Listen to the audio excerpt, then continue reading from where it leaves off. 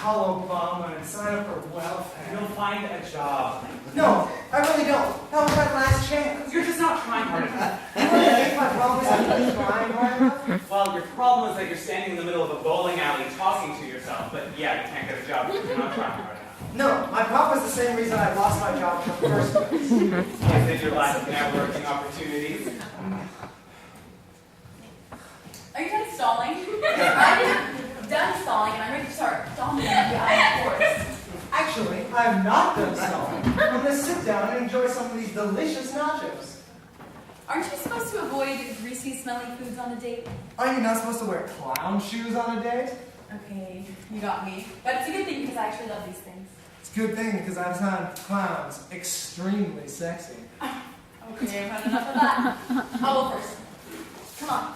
What? Let's have a fun. It's not where you're going far. She really is, yeah. What makes you say that? Another one of the many perks of being invisible. I get to read your diary. With great power. I've been thinking about you. Well, what can I say? I'm pretty wonderful. Yes. A terrible kisser, though. What? You heard me. Oh, please, like you've got anything to compare to. I like Clarence as a better kisser. He seems like a romantic. He is deeply in love with cheesecake. I guess when you're out there, you know, in the real world, when you're out on a date, you get to talk about your friends, your family. All we have to talk about is them. We really don't have the power to define ourselves. Don't we have the power to define each other? I guess we do, but what I'm trying to say is, I can't help but wonder what things would be like if we were out there and we had the power to define ourselves.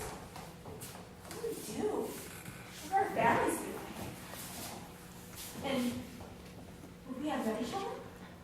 And if we did, would we have ended up together? We would have. And what about you and Clarence? If you were out there and Clarence was just another guy on the same planet as you, would you guys have met?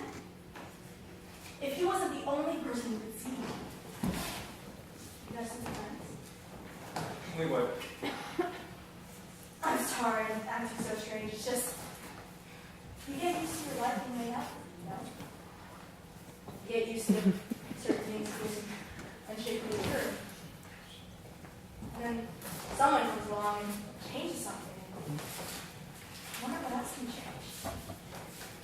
Have you ever thought about this? A little bit. Enough about me. I ran back out talking about Elle the other night. Tell me more about you and Clarence. I thought I already did.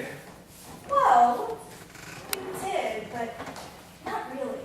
Tell me the whole story. I want to hear. The whole story. Well, I mean, there really isn't much more story to tell. He grew up not far from here. Him and his sister were raised by their aunt and uncle. Their parents died in the earthquake. That's awful. He was too young to remember that. Anyway, after that, he and his sister were sent to live with their aunt and uncle. And his aunt and uncle didn't want kids. They only got married after he got her pregnant, but after she miscarried, they just never got around to ending the marriage. Suddenly, they were caretakers of a pair of toddlers, and it was too late. Where's your sister now? She died. She was run over by a car when they were playing catch in the front yard one day.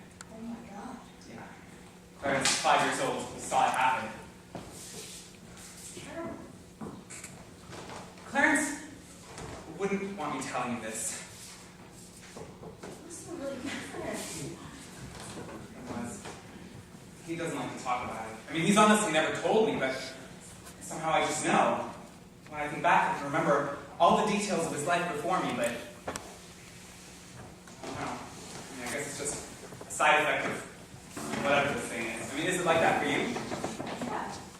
Yeah, so when it happened, they were playing catch, and he was throwing the ball to her, but he threw too hard, and it went out to the street, and she went to go catch it, and that's when it happened. But he can't blame himself for that. I tried convincing him, and Anyway, after that, it was just him and his aunt and uncle.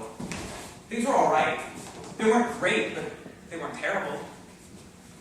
I mean, his aunt and uncle never got along particularly well, but there was never any violence. And they even waited until Clarence went off to college to get a divorce. But he shut himself off from people for a long time. Couldn't make friends. I guess that's where I came in. How did you meet? He took the city bus to school. We met at the bus stop the day after his sister's funeral. He needed help. He needed a friend.